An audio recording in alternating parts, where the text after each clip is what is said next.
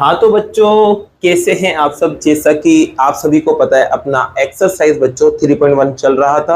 आज इसके अंदर स्टार्ट करने वाले हैं बच्चों क्वेश्चन नंबर 6 को।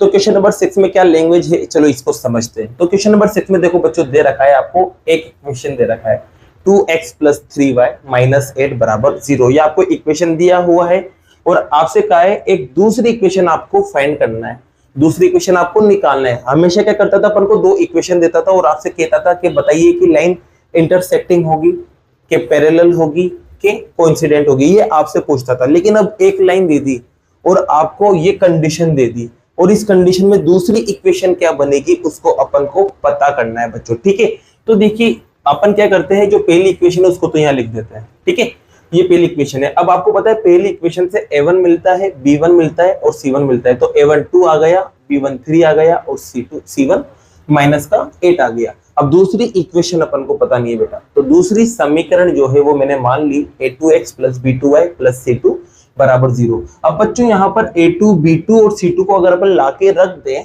तो अपन की दूसरी इक्वेशन बन जाएगी ना।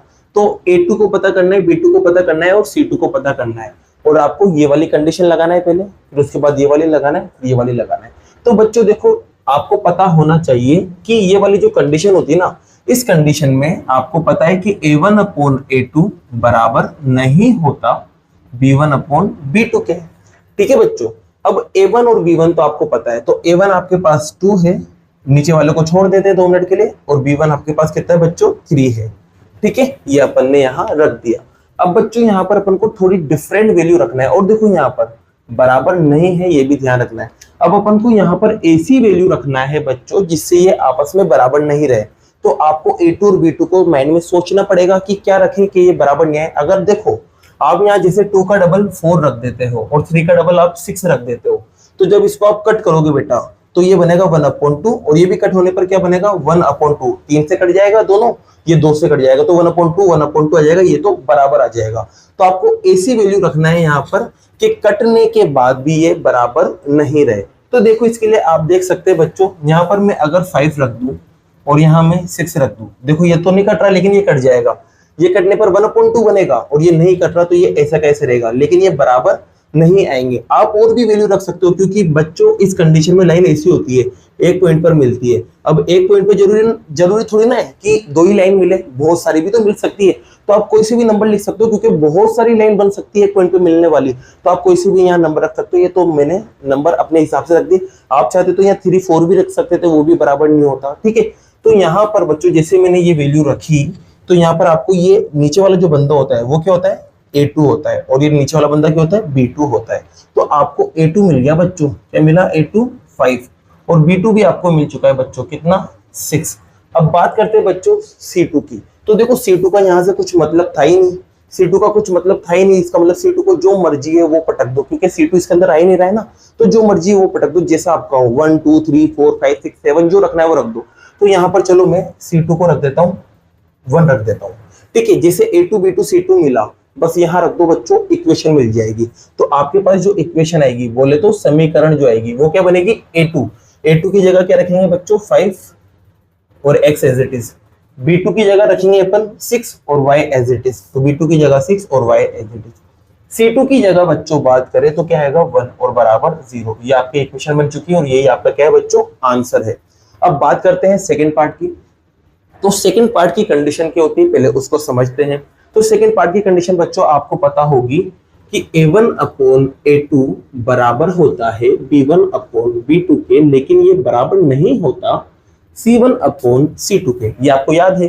तो अब आप देख सकते हैं a1 b1 c1 अपन को पता है, ये रहा a1 b1 c1। तो a1 की जगह 2 आ जाएगा, b1 की जगह क्या आएगा बच्चों, तो b1 की जगह आप देख सकते हैं 3 आ जाएगा, और c1 की जगह क्या आएगा बच्चों, -8, और यहाँ नॉट इक्वल है तो ये नॉट इक्वल आ जाएगा। अब बच्चों बात करते हैं a2 b2 c2 की। तो a2 b2 c2 फिर से पता नहीं है, तो फिर से अपन सोचेंगे कि a2 b2 c2 क्या रखें जिससे ये दोनों तो बराबर रहे और ये वाला बराबर नहीं रहे। तो बच्चों देखो मैंने भी बताया था, जब भी बराबर करना हो ना तो इसका डबल कर दो या ट्रिपल कर दो या 4 टाइम कर दो या 5 टाइम कर दो, जो भी आप कर सकते हो, मतलब डबल। अगर यहाँ डबल कर दो तो यहाँ भी डबल कर दो, जिससे क्या रहेगा, वो बराबर रहेगा। जैसे कि मैंने 2 का डबल करा, कितना है 4, और 3 का डबल करेंगे तो क्या मिलेगा 6। तो आप देख सकते हैं ये दोनों कट होने पर 1/2 बनेगा और ये दोनों भी कटेंगे 3 से तो 1/2 बनेगा। दोनों सेम आए तो मतलब ये दोनों आपस में क्या है, बराबर है। और अलग अलग नंबर अलग आ चुके हैं तो दूसरी इक्वेशन भी आपको दिखेगी। आप चाहते हो कि सर हम डबल नहीं करना चाहते, हम ट्रिपल करना चाहते हैं, तो इसका 3 गुना कर दो बच्चों, तो नीचे कितना आ जाएगा 2 3 जा 6 और इसका भी 3 गुना करोगे तो यहाँ 9 आ जाएगा। तो ये दोनों 2 से कट हो जाएंगे तो 1/3 बनेगा और ये दोनों 3 से कट हो जाएंगे तो 1/3 बनेगा। तो इससे भी आपस में क्या आएगा, रिजल्ट सेम आएगा। तो आप कुछ भी रख सकते हो क्योंकि इसमें लाइन कैसी होती है, पैरेलल। अब जरूरी थोड़ी ना है कि 2 लाइन पैरेलल हो, बहुत सारी लाइन पैरेलल होती है, तो आप कुछ भी रख सकते हो यहाँ पर भी, लेकिन इस तरह से कि ये आपस में बराबर रहे। ठीक है बच्चों, तो ये दोनों आपस में बराबर है। अब यहाँ पर मुझे डबल नहीं करना, क्योंकि अगर मैं डबल कर दूंगा ना तो फिर ये बराबर आ जाएगा बच्चों, याद है ना, अपन को डबल नहीं करना, क्योंकि यहाँ पर बराबर नहीं लाना है। तो यहाँ पर मैं कुछ भी रख देता हूँ, जैसे कि 7 रख दिया, बस डबल मत करना, कुछ भी रख दो यहाँ पर, जैसे 7 रख दिया, जिससे ये दोनों तो बराबर है और ये बराबर नहीं होंगे। तो आपको पता चल चुका है बेटा A2 कितना मिला 2, B2 कितना मिला 6 और C2 कितना मिला 7। A2 B2 C2 आपको मिल चुका है। तो A2 4 है, B2 आपके पास 6 है और C2 आपके पास 7 है। A2 B2 C2 को बस यहाँ रख दो, आपका आंसर आ जाएगा। तो A2 की जगह आप रखेंगे 4 X as it is, B2 की जगह आप रखेंगे 6 Y एज इट इज और C2 की जगह आप रखेंगे 7 और बराबर में 0। ये आपका क्या चुका है बच्चों, आंसर आ चुका है। तो आपका सेकंड पार्ट भी कंप्लीट हुआ। बात करते हैं बच्चों पार्ट नंबर 3 की। पार्ट नंबर 3 में देखो क्या दे रखा है, लाइंस कोइंसिडेंट है, मतलब समपाती है। अब इसकी कंडीशन, पहले कंडीशन लिखते हैं। तो कंडीशन है A1/A2 बराबर है B1/B2 के और ये बराबर है C1/C2 के। ठीक है बच्चों, ये आपस में क्या है, बराबर है। अब A1 B1 C1 को अपन पहले रख देते हैं। तो A1 आप देख सकते हैं ऐसे 2 है, 3 है और माइनस का 8 है, तो रखते हैं 2 3 और माइनस का 8। बच्चों तीनों के बीच में क्या आएगा, बराबर का। अब अपोन में फिर से कुछ ना कुछ नंबर लाना है, जैसे वो नंबर आएंगे तो अपन को A2 B2 C2 मिल जाएगा। तो बच्चों सीधा सा है, मैंने क्या कहा, डबल कर दो। तो अब सबका डबल कर दो ना, जैसे सबका डबल करोगे तो सारे रिजल्ट आपस में बराबर आएंगे। जैसे कि देखो 2 का डबल 4 हो गया, 3 का डबल आपके पास 6 हो गया और 8 का डबल आपके पास -8 का डबल आपके पास आएगा -16। तो देखो ये माइनस से माइनस कट जाएगा, 8 से 8 1 टाइम, 8 से 2 टाइम, तो 1/2 मिला।